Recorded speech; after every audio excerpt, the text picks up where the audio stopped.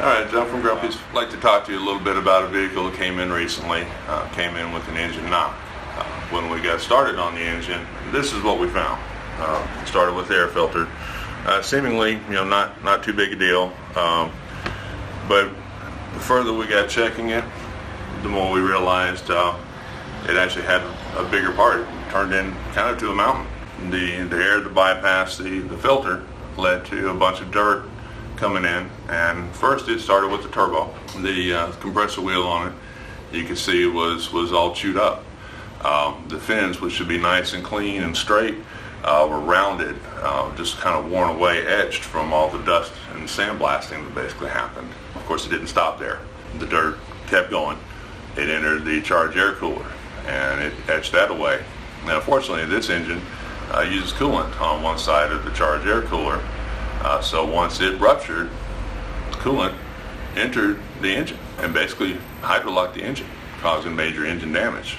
Bent some rods, and of course the dirt that had been going through for who knows quite how long caused all kinds of wear and tear on the base engine itself. But ultimately what I'm getting at is this filter cost this man a $14,000 engine. And it could have been easily prevented by some regular maintenance. Things that we like to do here are basically to check the air filter. Things that you can do yourself.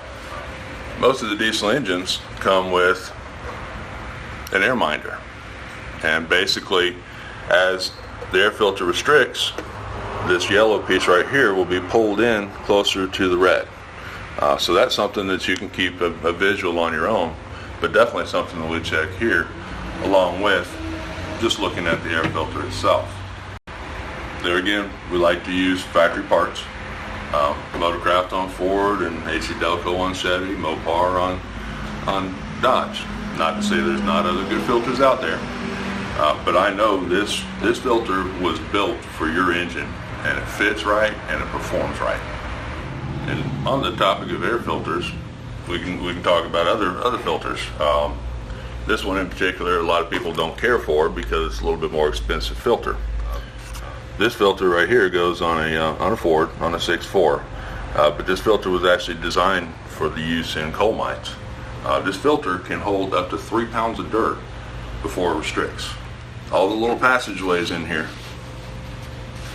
each one of these filter all the way down to the side. So as your dirt enters, it comes in, it hits on the end, and it slowly starts to fill up.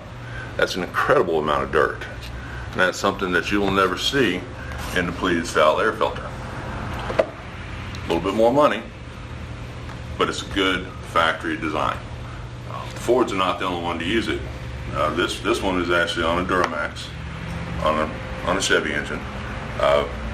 It's made the same way. Basically, it's pleated, corrugated like cardboard.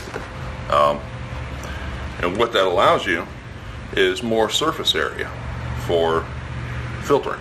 If you were to take this apart and lay it out, you'd have an extreme amount of media there left for filtering, as opposed to a pleated filter, which would not have near as much surface area to catch the dirt and contaminants. We can do upgrades in certain areas. The 7.3s especially, and that's what this filter was designed for, was a 7.3. They use typically a pleated filter, but there's a kit that we can use to retrofit. Changes the box and changes the filter to a design like this. That's something I highly recommend for all the 7.3 owners out there.